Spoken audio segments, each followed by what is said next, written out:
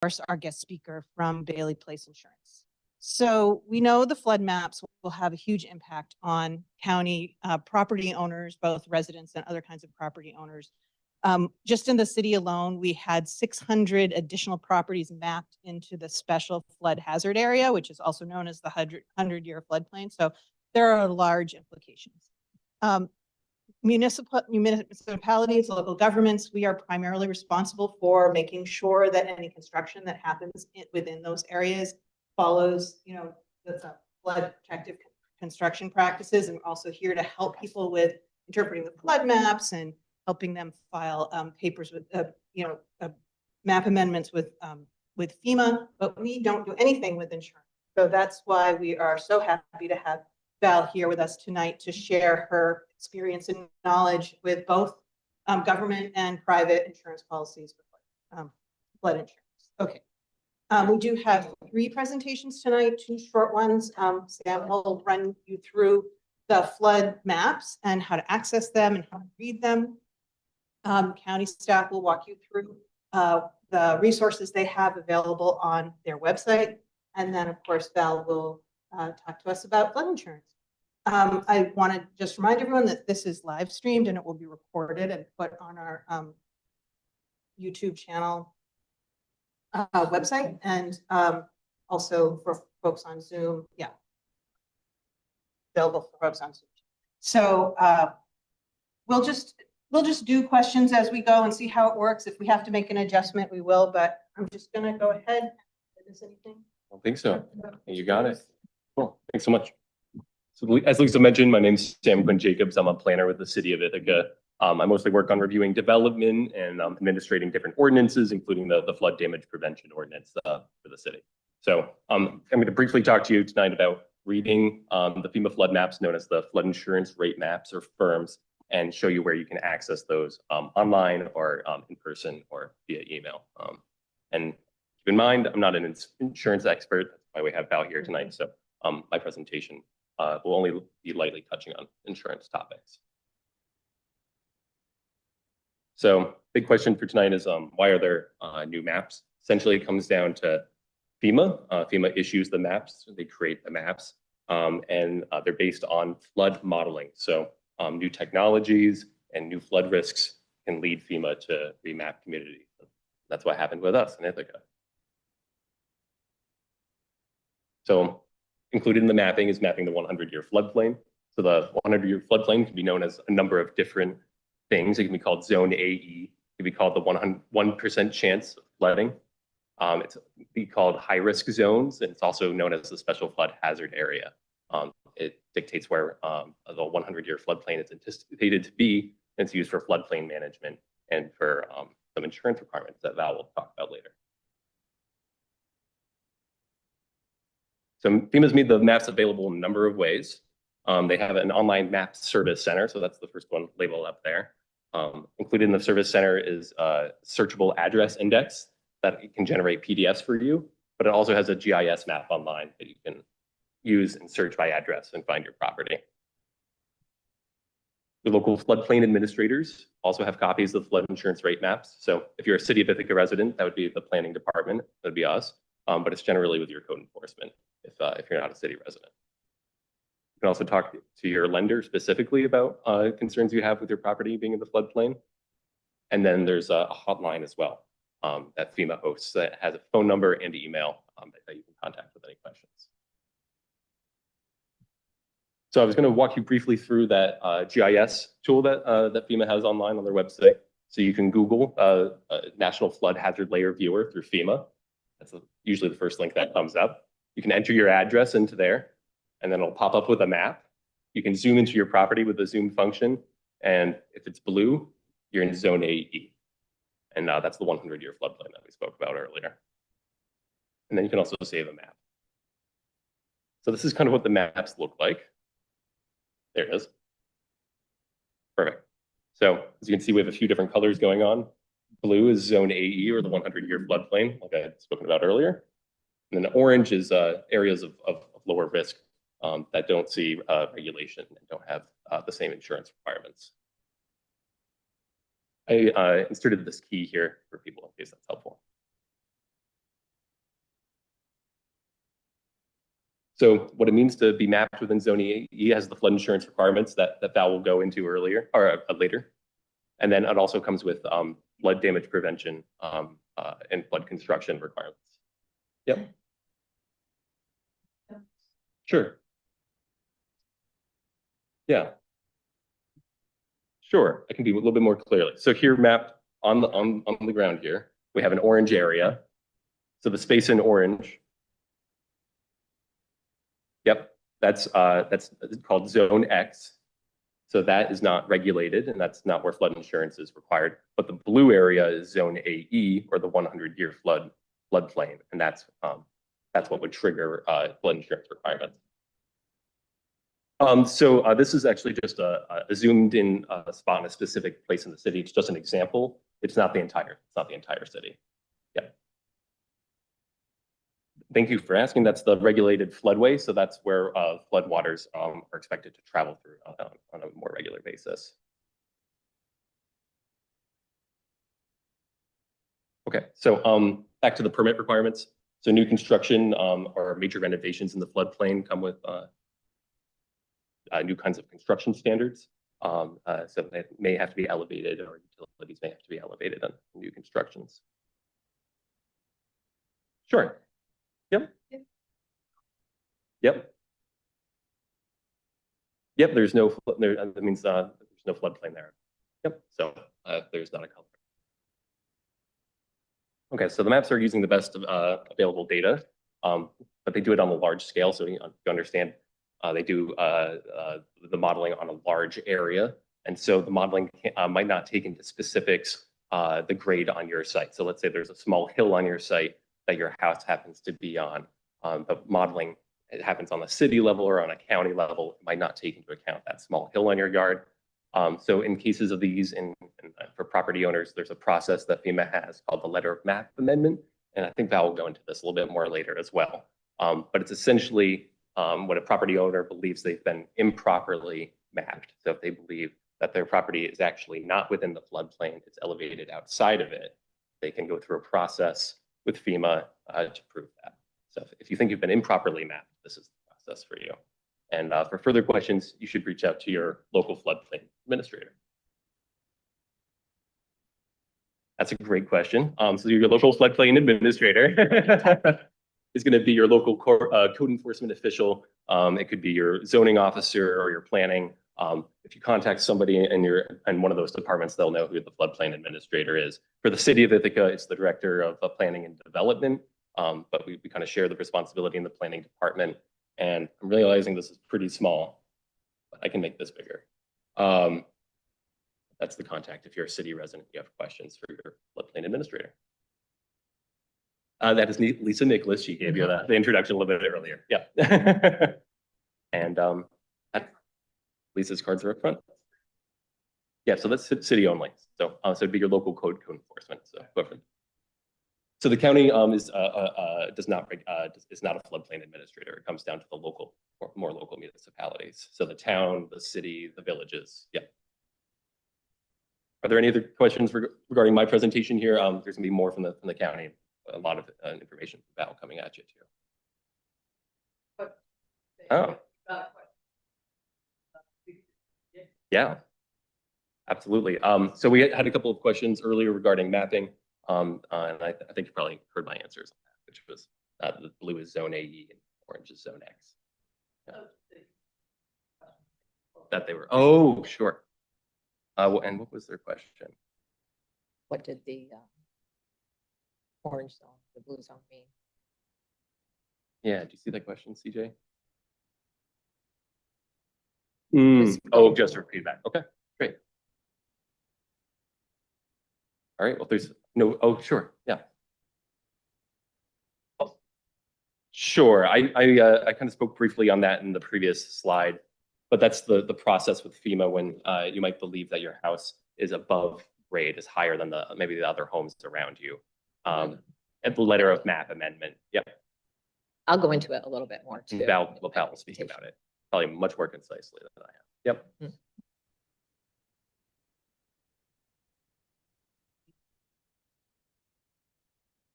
Yeah. Yeah.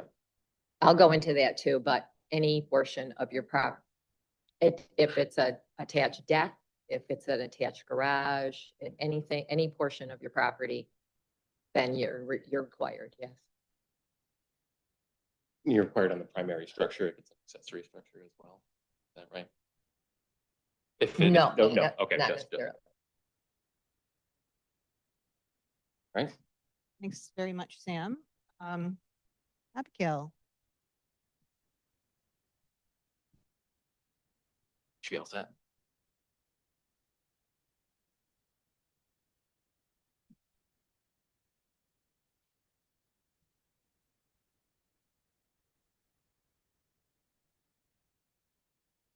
Okay, my name's Abigail Connor. I'm the environmental planner in the Tompkins County Department of Planning and Sustainability.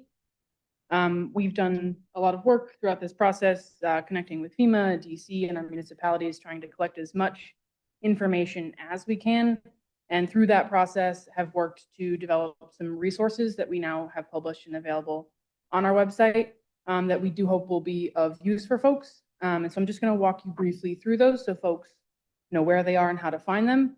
And I'll show you some opportunity for feedback we provided as well, in case folks feel like there's something missing that they'd really like to see. We're happy to look for that and get that up there as well.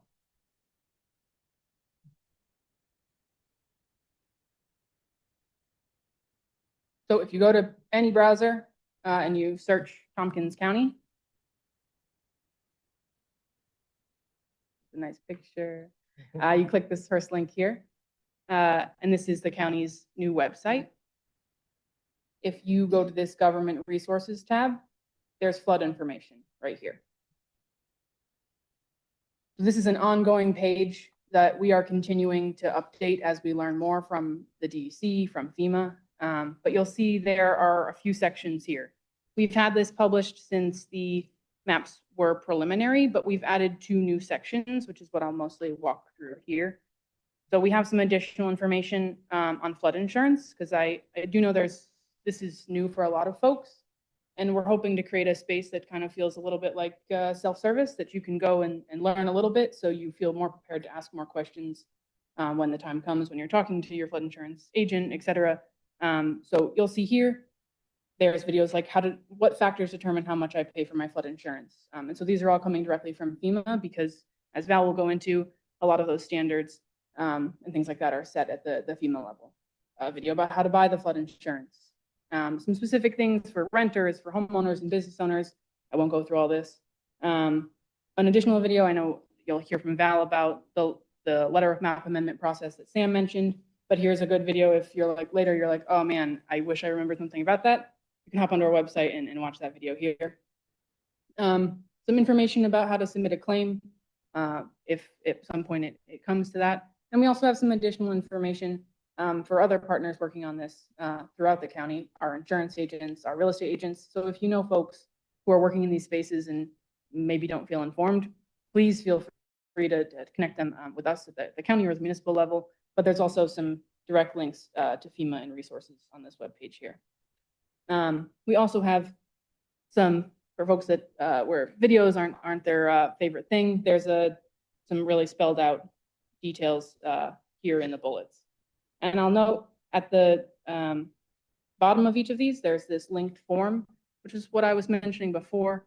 So if you click on that, this is the request form. If there's something that you're looking for, you can always reach out. I'll have some cards here to me directly, but this is a great place too, if you lose that card or something like that, to let us know if you feel like there's something missing that you think would be really valuable to have up there that's good for people to know. We're happy to see if we can find that and get that up. The other piece that we've also developed that I feel pretty strongly about is we'll talk a lot today about insurance, and we've had this conversation with the municipalities, and Val and I have talked about this at great length. The maps also, besides just insurance, articulate a new level of risk. So our maps, oh,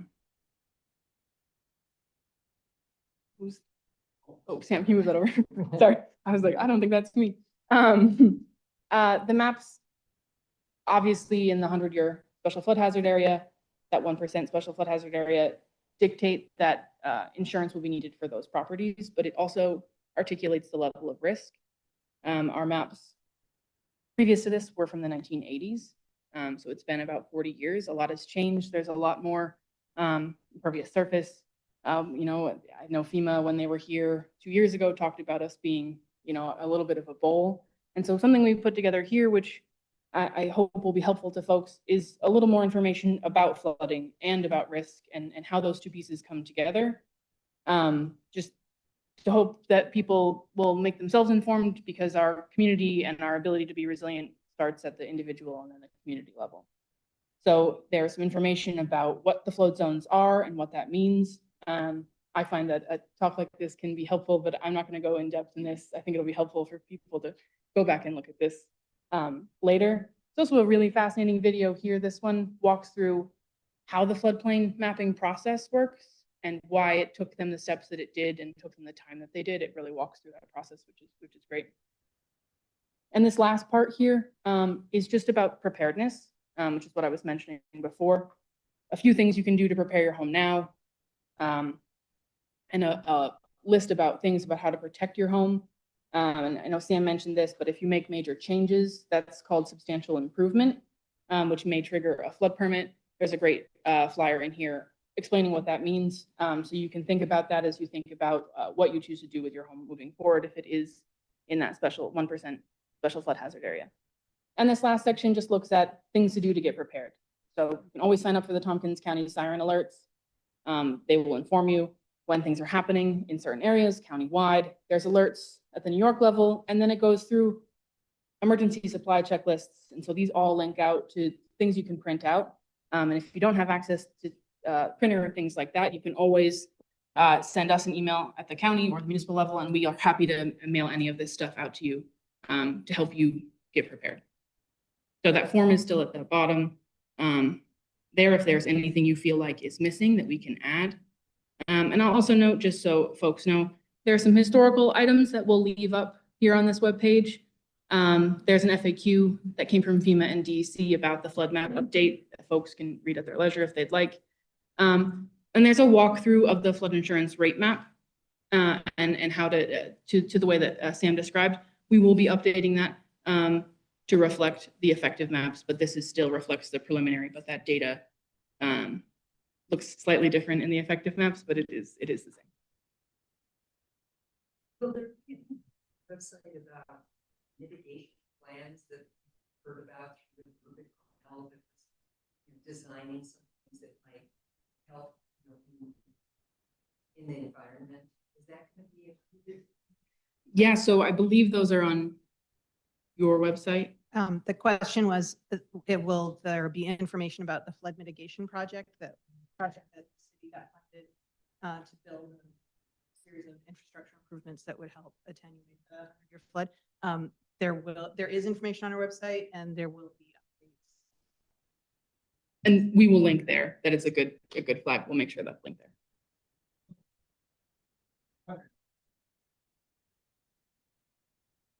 What, I'm sorry, what is it? Are you talking about dredging? I'm sorry.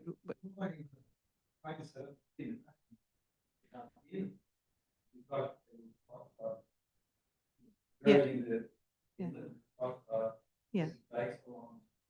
That's right. Yes. So it took several years to get funding for it, and now it's under design, and we'll keep updating you as soon as we have information. Sorry? We do have a timeline of some kind of, like to make sure we can focus on the insurance, but why don't you take part and I can get more information about it. Just for questions, I do want to make sure that the people who are joining us online can hear the questions, so I will circulate the microphone when people ask. Great. Okay. Did you have a question?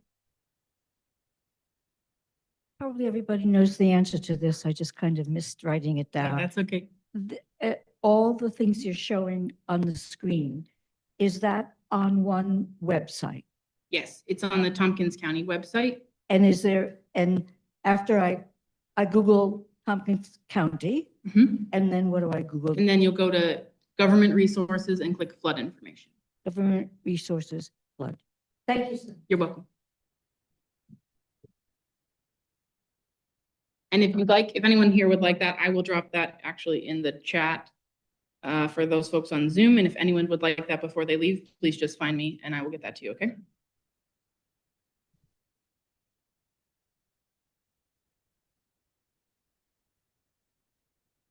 Thank you so much, Abigail. That website really looks great and has so much really important information. So Yeah, and if anyone has any feedback on it, anything that we can add, we're always happy to do that. I will pass the floor to Val.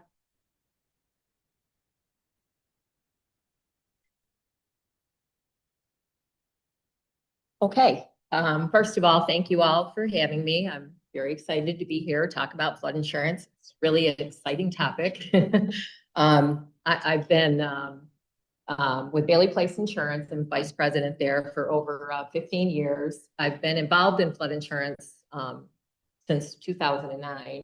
I do have several designations, insurance designations. I was a former co-chair of the city of Cortland. We had a flood task force in the city of Cortland when we redid our maps. And FEMA used to have a referral agent program, which I was a referral agent for that. I also was an alderman in the city of Cortland.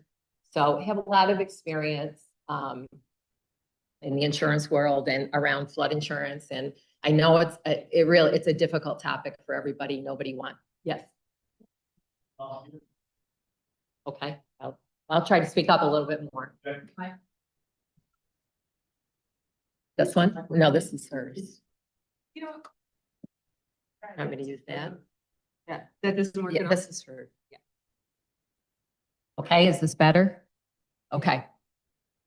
So I'll give you a little bit of Next to have.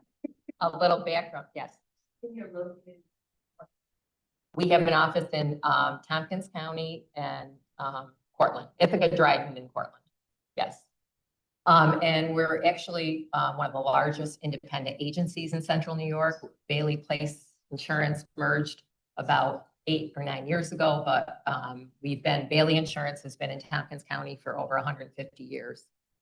And we just were awarded a best practices agency in, there's only like 10 in New York State. So we're pretty proud of that. We do pretty much every kind of insurance, home, auto, business, nonprofits. We do a lot of municipalities, higher education. We do Medicare and of course, flood insurance. Well, we've seen a lot of floods, but yeah. And every time you turn the news on, it's right in the top of the news pretty much every day. We do work with write your own companies through the National Flood Insurance Program through FEMA. And we also do have several private flood insurance companies that we work with. So we do have options for people, which is what has been a good fit for us. So as we said, flooding is common. I mean, just look at what happened last night in New York City. Newark Valley got hit the other day. The horrible floods in Texas. Here in Tompkins County, Cortland County, we see flooding all the time. Seems like every other day we're getting flood warnings on the news. Back in 2001, there was a big flood. Buttermilk Falls had a big flooding. So it is a very common occurrence here. So why does your flood zone change? We did touch on this a little bit. Flood risk can change over time. Just like they've already talked about the water drainage, the drainage patterns, levees and dams, the protection they offer can change. And makes the current flood maps no longer accurate. So back in 2003, Congress mandated FEMA to update the nation's flood maps. And since then, they've been going from county, municipality to municipality all around the country, updating people's flood maps.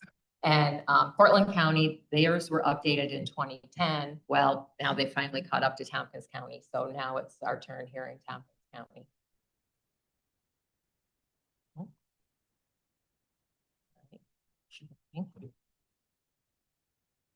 So floods actually are the most common and most expensive disaster in the United States. So you have to think about this. On a 30-year mortgage, you have a 10% chance of having a fire, and everybody has to carry fire insurance, but you have a 26% chance of having a flood. So as far as what a flood is, as far as what FEMA is concerned, it's a general and temporary condition of partial or a complete inundation of 2 or more acres of normally dry land or 2 or more properties from overland, overflow of inland or tidal waters, unusual rapid or accumulation, or mud flow. So it could even be a fire hydrant that explodes and gets the whole city. That could be considered a flood, but your, washing machine hose that breaks and floods only your house is not going to be considered a flood. No? Went the wrong way. So I think everybody's kind of familiar with the new flood maps, and I think everybody knows they became effective June 18th. And like Abigail mentioned, they were last updated in 1981. So it's been 44 years since they've been updated. And there are many more properties that are in the special flood hazard area now. There will be actually some that will be removed. But if you are newly placed, you will, and you have a loan from a federally backed financial institution, you will receive a letter and you will be required to purchase flood insurance. Once you get that letter, you have 45 days to get a policy in place. If you don't, your lender will place a policy, they call it a forced placed policy, on your property. And it really isn't the lender. This is a government issued mandate from the Flood Disaster Protection Act of 1973 that said that banks must require people to carry flood insurance if they are in the high-risk special flood hazard areas. And I know we talked a little bit about the city working on a mitigation plan and working with the CRS. Yes.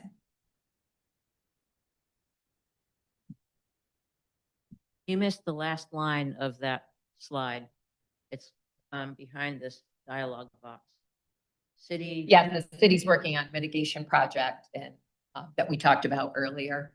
What's a CRS? What's the community rating? So the community rating system is something through FEMA that the cities and or municipalities can apply for that will help with insurance rates. And there's certain things the city has to do, or the town, or whatever the municipality is.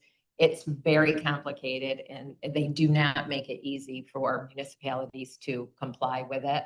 But it is something I know the city of Ithaca is looking into. And there's a presentation that we gave to Common Council about an evaluation of whether or not we should participate. That is on our website, on the city's website. You can contact us.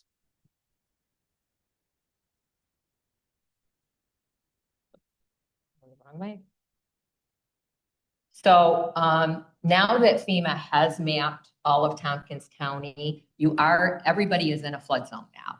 Okay, it just depends on what your risk is, and the flood insurance rate maps show what your risk is due to flooding. So and now they're using what they call this risk rating 2.0. It's a more granular look. They used to kind of do big areas at a time, but now they're taking in more direct information on properties. They're using LIDAR, they're using elevation, foundation. They look at your proximity to water, the frequency of flooding. So there's a lot of things that they look at that go into determining what the premium will be for your flood insurance.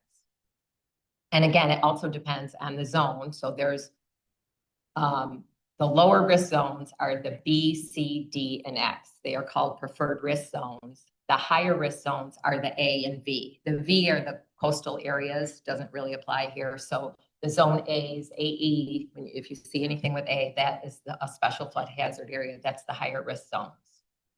And you can purchase flood insurance in any zone. You don't have to be, in a higher risk zone to purchase flood insurance. And one of the reasons for that is not just the high-risk zones have floods. Over 20% of the NFIP claims come from outside of the high-risk zone. And from 2003 to 2023, 99% of the counties in the United States have experienced a flooding event. And just 1 inch of water can cause $25,000 of damage. And, you know, we see it all the time, the microburst. We've had ice dam backups here in the creeks in Ithaca. And even we've had recent tornadoes in the area. What's it? The National Flood Insurance Program. So from their statistics.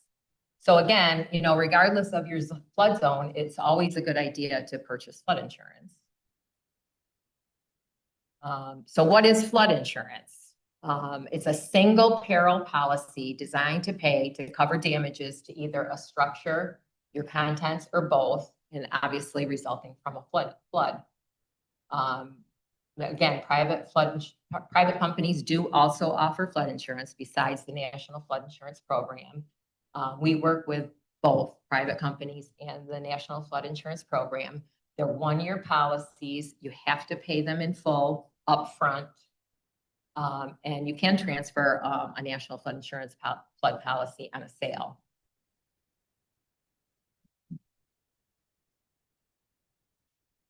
I'm just curious what single peril policy means. So it means it's one thing, like your homeowner policy is going to cover fire, it's going to cover wind, it's going to cover other kinds of damage, lightning, tornado, you know, things like that.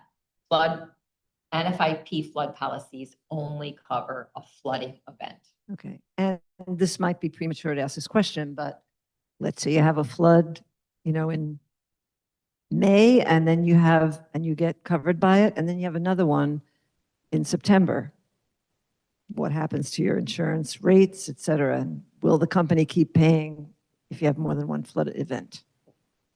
The National Flood Insurance Program will keep paying. There are a lot of properties that have had repeated claims, and they will, but your rate will definitely go up. Meaning If the you're- private companies don't necessarily? The private, so we'll get into that a little bit, but they don't have to take everybody. So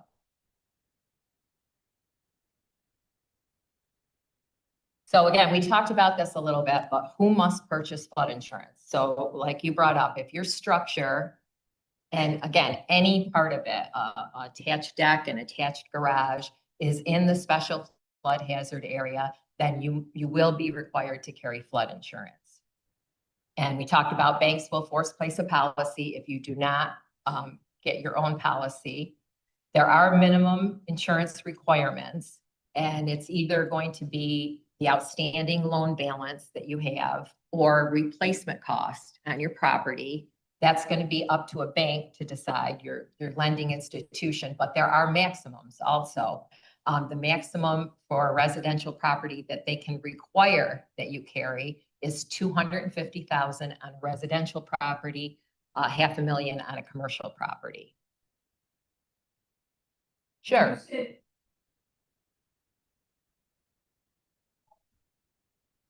No, but if, Yeah, the question is whether a detached garage triggered the need for insurance. And the second question is, when you say required, you mean required by your lender, right? Not required by anybody else? so we have seen where the house itself was not in the special flood hazard area, the detached garage was, and the bank made them purchase a policy on the detached garage. So we have seen that. Okay, so, and if you have say you have a home, HELOC, home equity line of credit, if you have, say, an $80,000 home equity line of credit, but you only have $20,000 used on it, they will make you carry the whole amount of the $80,000 because you could at any time take the rest of that money out. So, and you do have to keep the flood insurance the whole time you have the loan.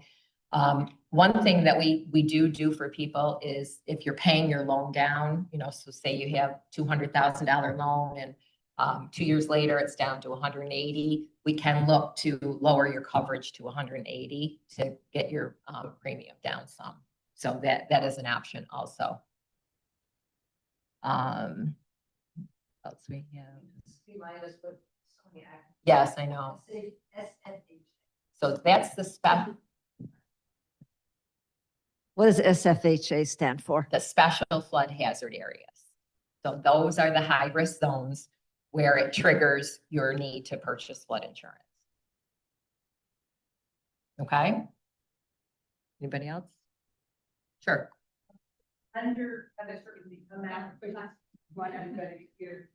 Is there a certain time frame the lender has to notify? Well, some people have already gotten letters, but, you know, we've seen some lenders don't send a letter out for a year.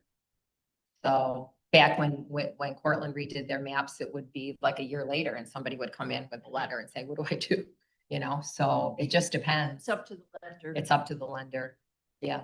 They may have some FEMA requirement. I'm not sure about that, but we have seen it could be up to a year. But I do know that we're getting calls already from people that have already gotten letters from lenders. You said it's either the mortgage balance or the replacement balance. So it's up to the lender to decide what coverage you have to carry, whether it's the loan amount or if it's replacement cost. But again, if the replacement cost on your house is $450,000, they can only require that you carry that maximum of $250,000. Okay, does everybody understand that? And to emphasize again, homeowner policies, landlord policies, business property policies, they do not cover flooding. So, you know, probably in general, there may be one or two oddball policies out there that might have a little bit of coverage for flooding. But in general, your basic homeowner policy, like tenant policy, landlord policy is not going to cover any flood event. I have Yeah. a question. Sure. It's my understanding that flood insurance only covers from the first floor. So we'll get to that. Okay. Okay. Yes. Thank you. I'd like to ask, if the home is paid for and the home is not within the designated map, but part of the property is that? So if you don't have a loan from a lending, federally backed lending institution, there is no requirement to purchase flood insurance. But again, you know, based on everything we've seen in the last few years, it's not a bad idea, you know? And the premiums do tend to be less if you're not in a special flood hazard area. So. The house itself is not within the map, but part of the property is. So, all right, so say the house isn't, but you have land that goes down by the creek or something. Yes, no, it's only if the structure itself or anything attached to the structure. Okay, yep, good questions, you guys. So where do you buy flood insurance? Most common way is through the National Flood Insurance Program, through FEMA. And they provide flood insurance to participating communities. And we work with several write your own companies, Selective Insurance, Wright Flood, Assurant, National Bankers, Travelers has a division that does that. And they work through agents and brokers like us. But again, we also work with several private insurance companies. So we do have, in a lot of cases, options for people. So here we go. What does flood insurance cover? Okay, this is a standard national flood insurance building property policy, flood policy, okay? So it's going to cover the building, the foundation, an attached garage, obviously, and it will cover up to 10% of a detached garage, okay? Your electrical, your plumbing systems, central air conditioning, furnaces, radiators, hot water heaters, fuel tanks, heat pumps, light fixtures, built-in appliances like dishwashers, carpeting over unfinished flooring, debris. It will cover some debris removal. And you can purchase contents coverage also, but a basic building policy is just on the building. Then you would, if you wanted to cover your contents, you would have to purchase content, add that to it. Okay. So what is not covered? So under a standard NFIP policy, wells, septic systems, sidewalks, walkways, decks, patios, fencing, swimming pools, your vehicles, obviously your vehicle is going to be covered under your auto insurance. So in basements, there's very limited coverage in basements. So all paneling, bookcases, carpeting, walls, ceilings made of drywall, personal items. So you have a finished basement with furniture, you have a closet with, extra closet down there with clothes. None of that is going to be covered in a basement. Furnace, yes. If it's in the basement. Yes, yes. So non-NFIP policy. So these are the private flood insurance companies. We work with only A-rated, financially backed private companies. And they are similar. They're comparable or better than National Flood Insurance Program policies. Okay, so they are accepted for conventional and FHA loans. They are also one-year policies. They are also pay in full.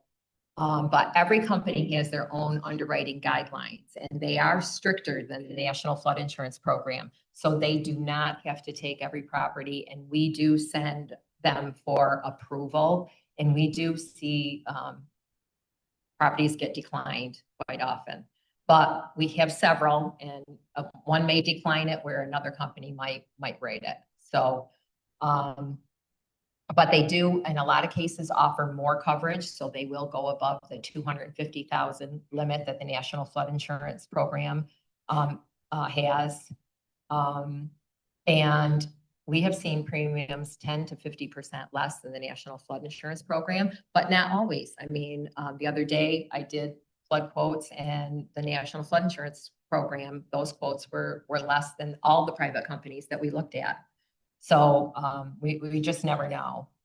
Some of them do offer some other coverages like loss of rents or loss of use, like for a landlord policy. They all have different deductibles. They have different waiting periods. And again, their coverage is comparable to or greater than National Flood Insurance Program policy.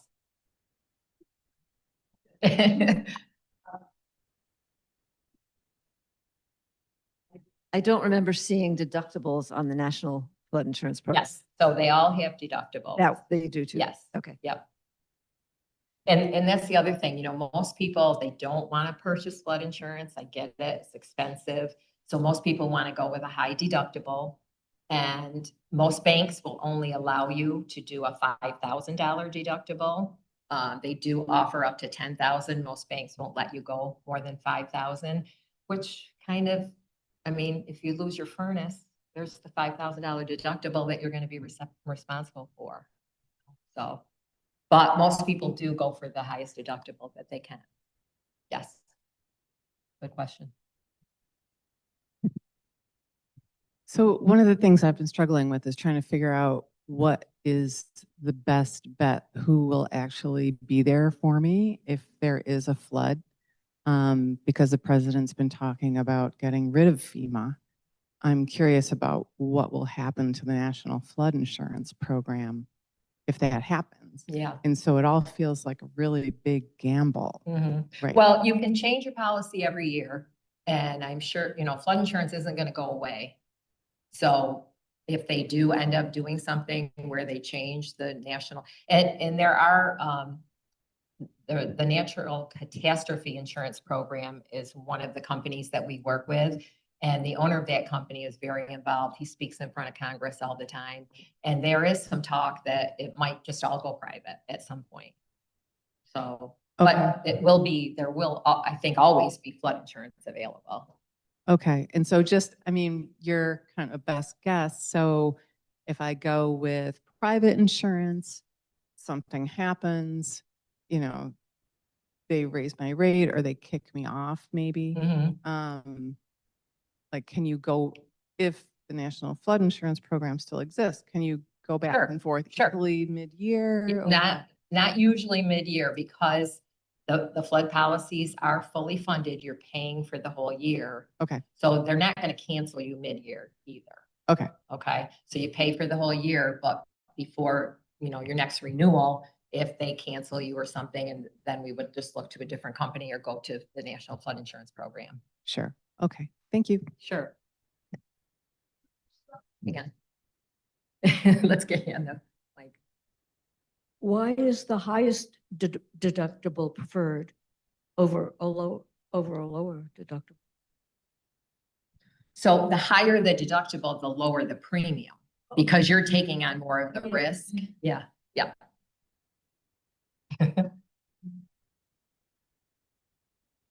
So, oh, I'm sorry, go ahead. Sure. So say I have a flood, but let's see, when can I expect the national insurance to kick in and actually provide me with the money? Would it be of the order of a month, 6 months, 3 years?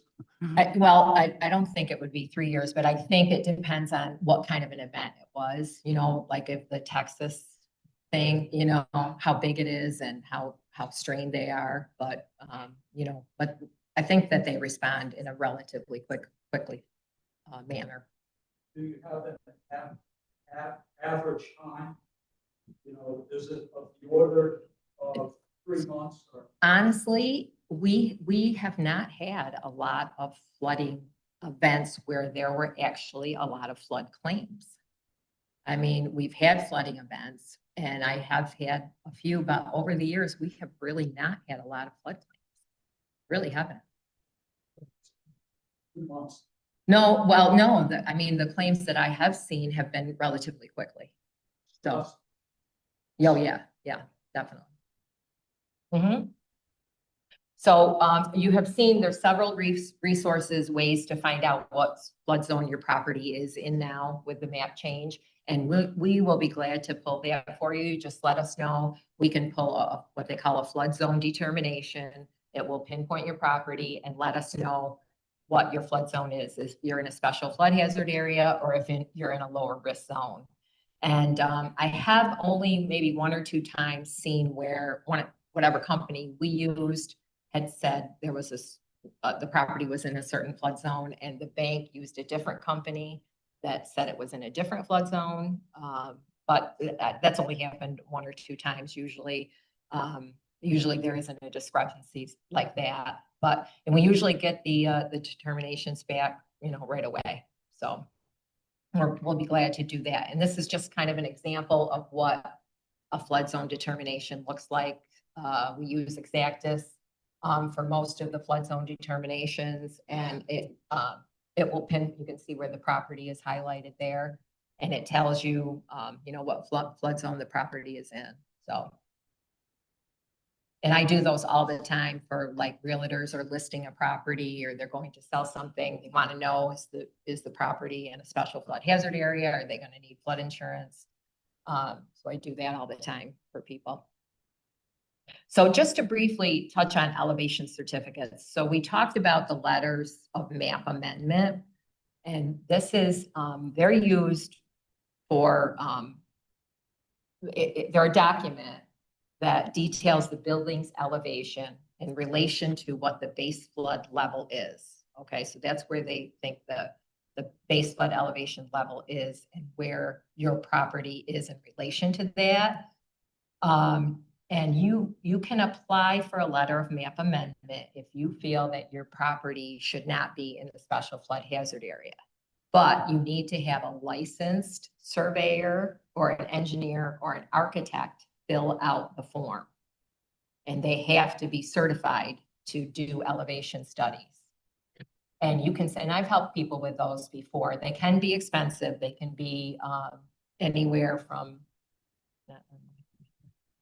$300 to $2,000, depending on the property. But I have had cases where people had a letter of map amendment, they sent it into FEMA, and FEMA said, yes, your property is high enough and you will not be required to carry flood insurance anymore. So, and they don't charge for a letter of map amendment. There is also something called a letter of map revision with fill. which would be somebody that actually brought fill in and surrounded their house with it, that brought their property up higher compared to the base flood level and got their requirement for flood insurance changed. So what is the cost of the policy? Well, premiums can vary. There's so many things, again, that we talked about that they look at: elevation, location, date of construction. Is there a basement? Are the utilities in the basement? Are you the owner? Do you live there? Is it a rental? Have you had past flood losses? And we did talk about the risk rating 2.0, where FEMA, the National Flood Insurance Program, is looking more at individual properties. And also our private flood insurance companies do too. But the prices, I mean, they can range from $500 to $7,000 or $8,000, and commercial properties can be even more than that. So it definitely depends. But just to give you an example, so this is a property in the city of Ithaca, and this is a national flood insurance quote, okay, for $172,000 of building coverage. I think it's with a $5,000 deductible, it's, I think, $3,808, okay? This is one of the private flood insurance companies that we use, and this is the same coverage, the same deductible, and this is $1,581, I think. And then same exact property, same coverage, same deductible. And then this is another private company that we use, and this one is $1,354. So it just gives you an idea. And again, they don't always work out this way. Sometimes it's the other, but just to give you an idea that they all use different criteria, and we don't know until we actually quote a property what the premium is going to be. So, and you know, it's all a complicated system that of rating, different rating things that each company uses. So,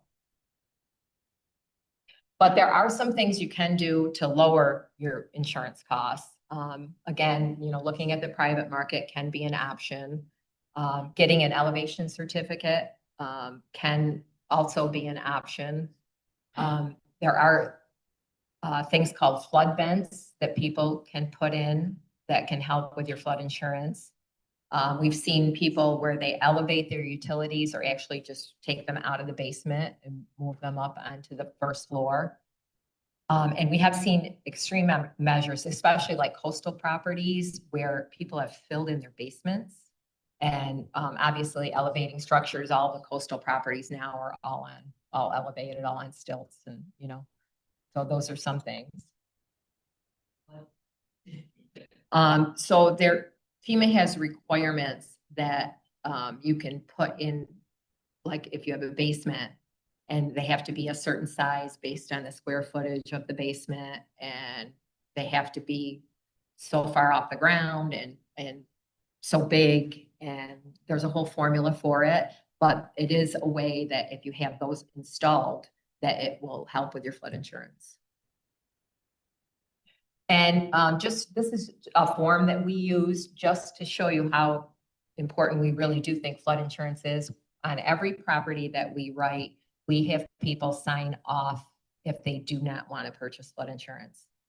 Because we have there's a story of a couple of people were talking, they had a flood event, and one lady said, "Thank God I have flood insurance." And the other lady said, "Well, I don't, how come you have flood insurance?" And she said, "Well, my insurance agent asked me if I wanted to buy it and I bought it."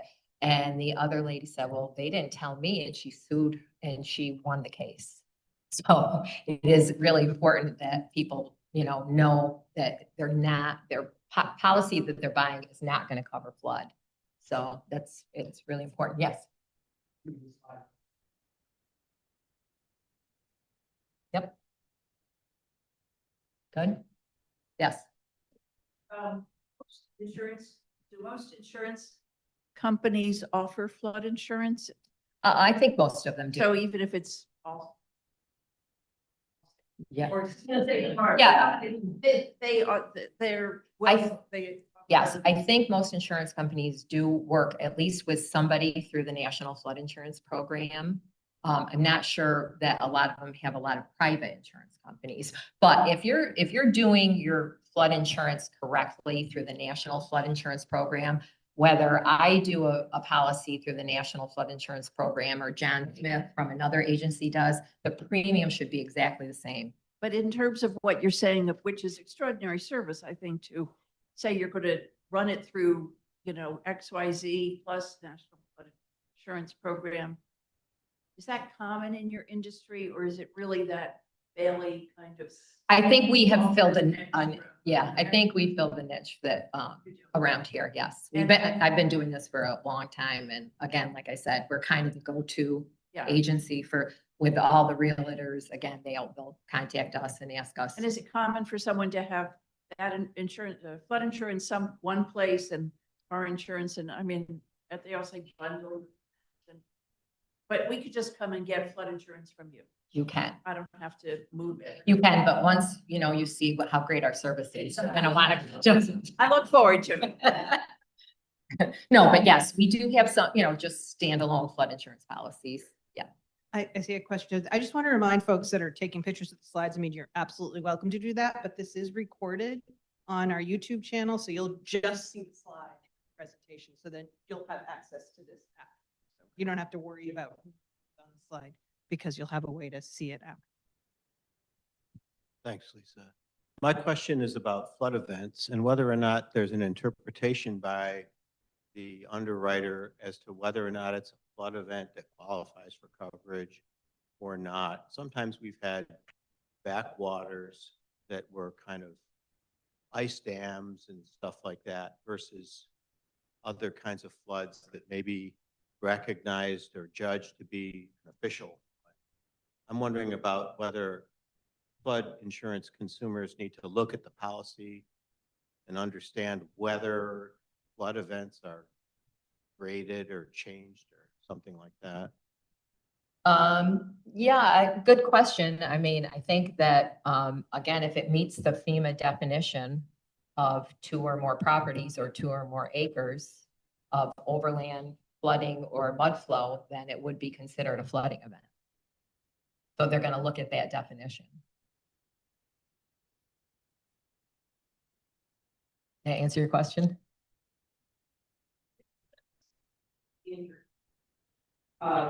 Because we have ice dams in the winter, and it's just a winter occurrence, and everyone's house except mine the basement fill up.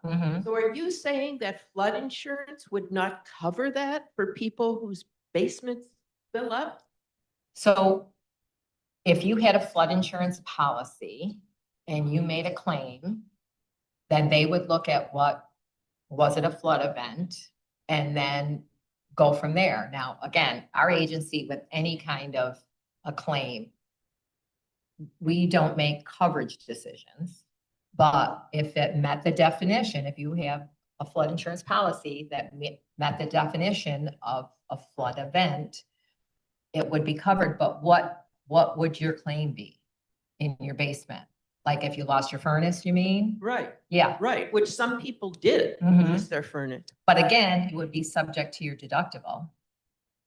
Okay, but you said something about a 2-acre above ground flood is how FEMA. So it can be if it comes up from the ground surface. Oh, okay, so that would. That does not qualify always as a qual- flood event. That does not always qualify as a flood It doesn't. event. No, if it comes up from the ground. Wow. Mhm. Given that a lot of our flooding is the result Yeah. of that, it Yeah, makes me question. Why? What is this all about? I know. mean, and here's another comment I want to make to the city people. Blaze, who's sitting right there, and I met with a hydrologist from Cornell some years ago.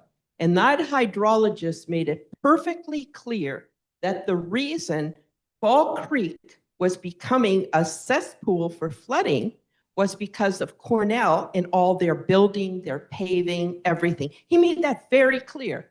Here's my question. There are a lot of people in the flood zone that will have to sell their homes because they cannot afford flood insurance. People who have lived here for generations.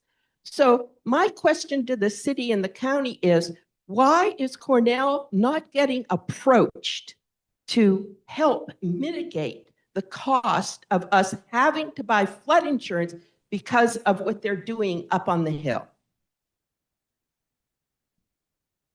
Good question. That is a good question that I don't have an answer to that right now, and I do want to make sure everyone gets their questions answered about flood insurance. So please, if, you can contact me or any other person in the city to ask that question. So offline. just a couple more. Yeah, go. So what insurance would you need to cover water coming up from below? So you might have, on a homeowner policy, some carry, water and sewer backup. So you could look at that on your homeowner policy for water and sewer backup.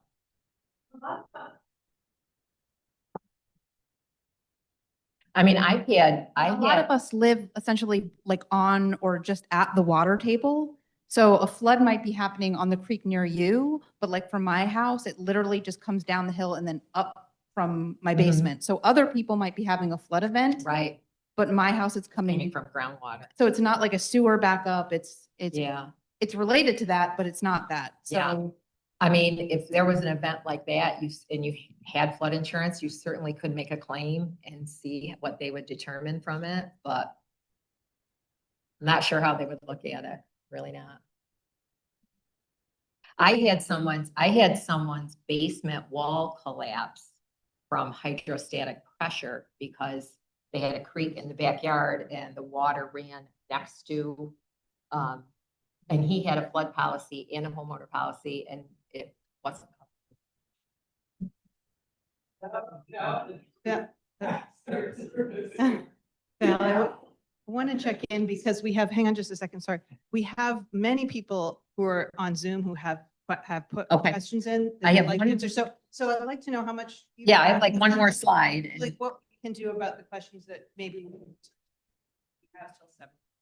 Okay, I have like one, this I think is the last slide. I'm not trying to rush you, just trying to Yeah. organize. So just, a couple important points, even a property not in a special flood hazard area, even if you're not required to buy flood insurance, something to think about, even though, and over 20% of flood losses do occur in the lower risk zones.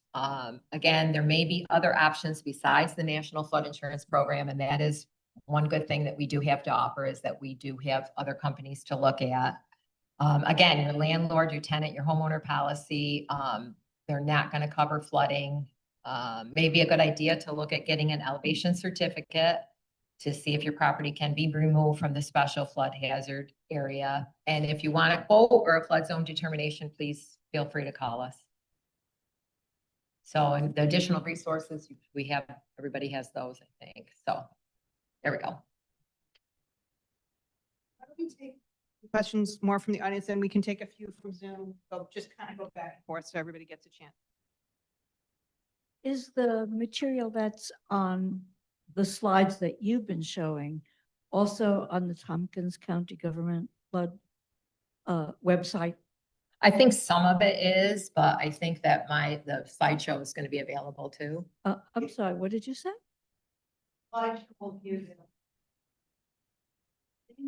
This presentation has been recorded. On the recording.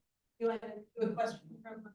Sure, yeah, Val, I'm sorry, I'm gonna speak for you. if you don't That's mind. okay. Yeah, yeah. Wouldn't mind, stopping the share on your screen, and then I might be able to bring up a couple questions, directly from Zoom. Sure, how do I do that? No? Well, I think it looks like I can bring it up anyway. Yeah, great. Thanks, CJ. Oh, right, I'm not supposed to around too much. Yeah.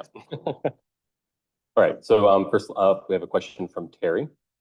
Oh, looks like we have a few. Did I do that? Are you able to read these, or would you like me to read them out loud? So for the, Okay, so for these purposes, does a HELOC count as a mortgage? The first question. Yes, I think we mentioned that if you have a HELOC, you do have to carry the full amount. Okay, I'm just gonna go one question for one person at a time here. Yep.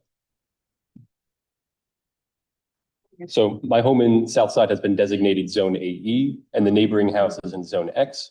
What are the positive and negative outcomes you've seen from hiring a surveyor, acquiring an elevation certificate regarding insurance premiums?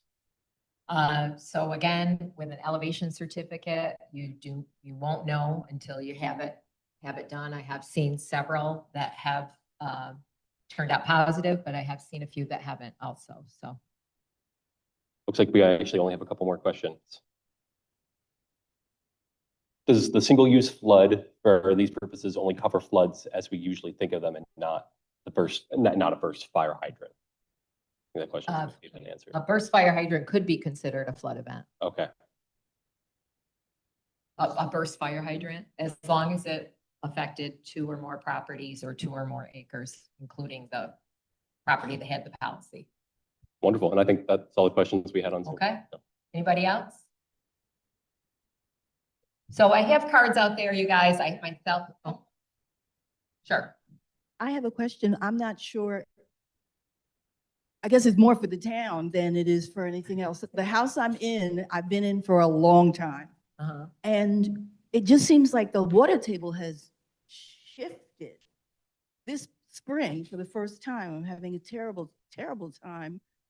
When it rains, the water now just digs a trench across the front of the house and it goes into the garage and into the laundry room. And I don't know, I don't think anybody's going to insure that because you can come see the trench. I would probably pay $5,000 and then they'd have to give it back to me instantly. So who do I call for that?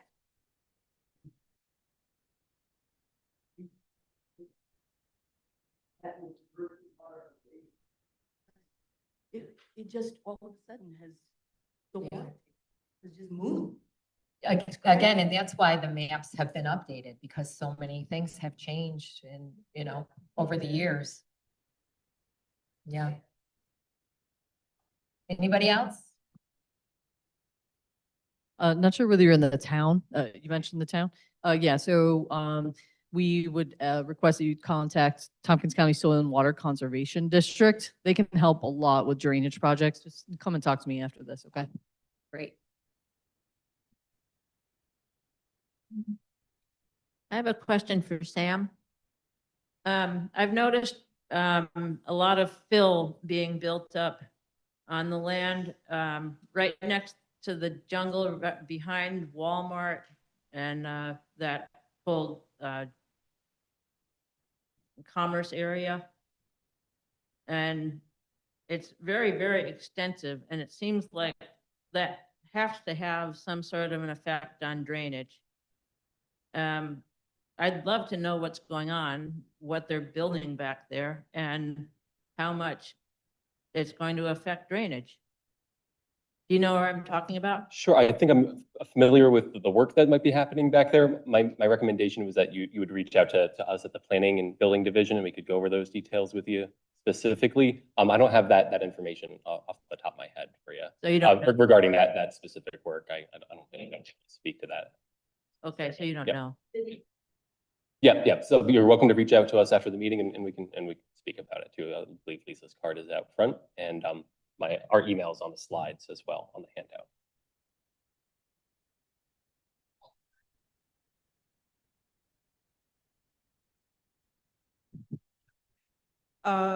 About, was it a year or a year and a half ago that we met with the city engineer? 2 years ago. And they did a beautiful job of talking about the mitigation system and everything. But I remember he ended up the talk with saying, when the mitigation project was complete, it would take the majority of houses off the flood map. So I'm confused now because I believe they have run the pipes from the sewage treatment plant over into Fall Creek. Okay, so I'm confused. I'm happy to talk about the overview of that. So, and maybe some of you heard about it when the FEMA did their preliminary open houses, and we were there with the superintendent of public works talking about a flood mitigation project. So, about 10 years ago, we did hydraulic analysis of the city to look at flooding and through USGS, and it was kind of concurrent with FEMA redoing. There was an analysis of flooding in the city and then a mitigation proposal, which would, you're correct, sort of pull the flood maps back to what they are in the 19th. Well, not completely, but that's how it was. And the flood mitigation project has 3 aspects. It is elevating the wall, the walls and banks. It is dredging, and it is some backflow prevention. All 3 of those things together will pull back the flood. So we got funding, federal funding for it, and we're in the design phase of it. And while our consultants took a deep dive into, as they were starting to design it, took a deep dive into the FEMA modeling that was done for these flood maps and discovered some extremely conservative assumptions that were made that didn't change the flood facts, but it changed things like the flow of water, how deep the water, how fast it would leave, that made the flood mitigation project, the design of the flood mitigation project, less effective. And so the city believes, and our consultants believe, that these assumptions from FEMA's model are overly conservative. And so you saw the information about a letter of map revision. Well, we're actually submitting one to FEMA, a letter of map amendment. We're not challenging the boundaries of the map, but we're challenging some of the assumptions that were made that would decrease the effectiveness of the flood mitigation project as designed. So we were kind of moving, I would say, efficiently forward on that project. And then we hit this snag. And so now we're trying to resolve with FEMA some of these assumptions. That's going to take a while. It's going to take some time. And if FEMA accepts our proposal that these assumptions were too conservative, then we'll be able to design the project. But we're in the process of submitting that letter of map. It's not a letter, it's not exactly the same thing a homeowner would submit, but it's a letter of map amendment to FEMA. And we will keep you posted. It's been a delay that we're very not happy about, but we have to do it, or else we won't have funding because the project wouldn't be. Does that explain it? Yeah, it does.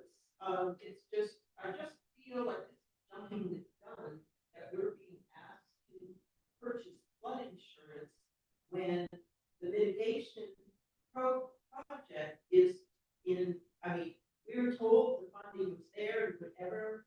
It just seems like, Yeah, we did talk to FEMA and ask them to delay release of the maps, but they felt that they couldn't do that for whatever reason. So this is the situation that we're in. Okay. Does that make sense? Does that answer that question? It almost does, but we all know that the inlet is getting silted in. I can practically walk across. It seems like a no-brainer to dredge at least that.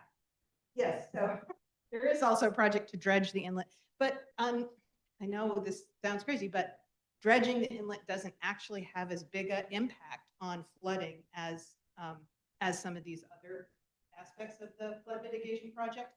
But so DEC we have a big part of the soil you were talking about is the construction of a basin to put the sediments in that get pulled out went for the dredging. And so DEC hopefully will have an update soon about when they're going to.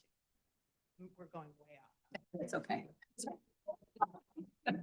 But Does that answer your question? good. Yes, I mean, I know, it's been a really long time. The money was put aside for the dredging and it's been a long time, in design and the state has taken a long time.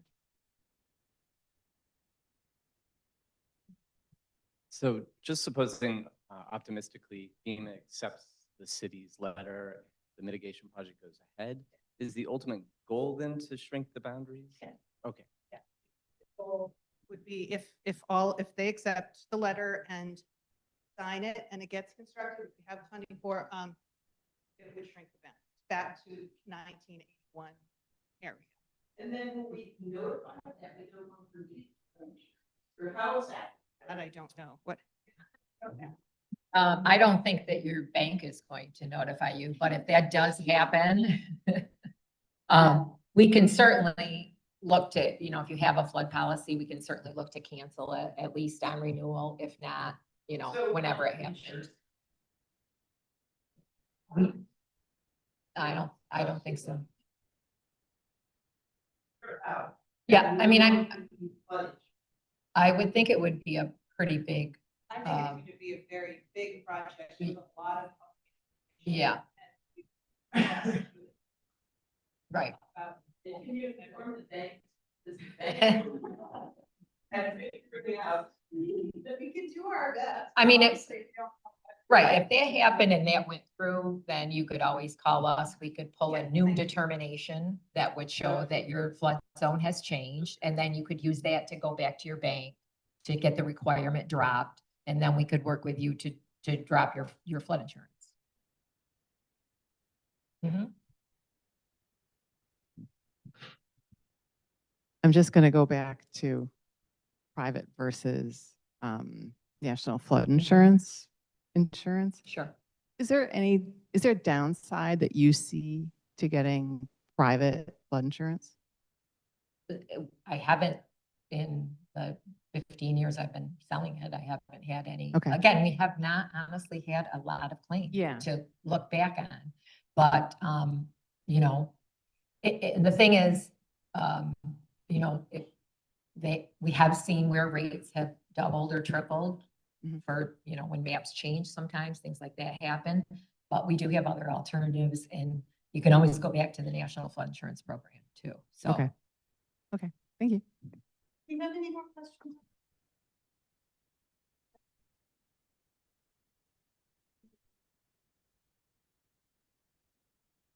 Have you seen what's changed in who in the insurance business is getting into selling flood insurance? There are more and more private flood companies now, and I was talking to Echo this morning. Yeah. They give us our homeowners through Liberty Mutual. And it was about another matter. And she asked me if I wanted flood insurance, not because she knew anything about this. Right. But just because. Yeah. Yeah. A lot of the, like the assurance and the selective floods now are partnering with private flood companies. So you can actually go into their platform and do a FEMA quote, and then they will give you 3 or 4 private companies that you can look at to get flood quotes. So there are more and more companies getting into it. Yes. My sense of this is, yes, none of us really wants to pay flood insurance. But the fact is, this indicates that we are much more likely to get flooded. And they're doing this to communities all over the country. Well, you know, but with the changing climate and so forth, the odds are we are going to have flood. Yeah.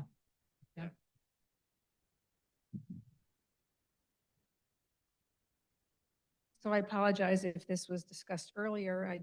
I wasn't able to get here earlier. I was under the impression that if you get your flood insurance through a national program, there's a percentage off. It's costs less, and over time they charge you more. So if you are newly mapped, the National Flood Insurance Program does offer a newly mapped discount. And then they will increase it every year until you reach the true flood risk rate. And it will go up maximum 15 to 18% every year. But, you know, we have seen, like the example I showed you, that FEMA quote was including the newly mapped discount. And the private flood companies were more than half as much. So, you know, it's not always the best way to go, but they do offer a newly mapped discount, yes.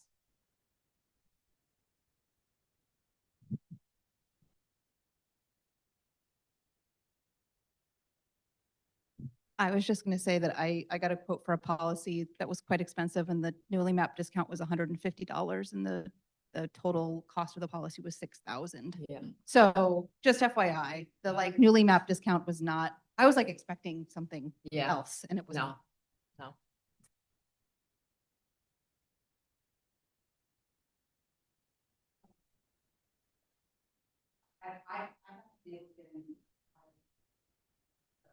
Oh. Well, if have we looked at it for you? Yeah. Yeah, yeah, definitely. All right, well, thank you all very much. Really appreciate it. My cards are outside and everybody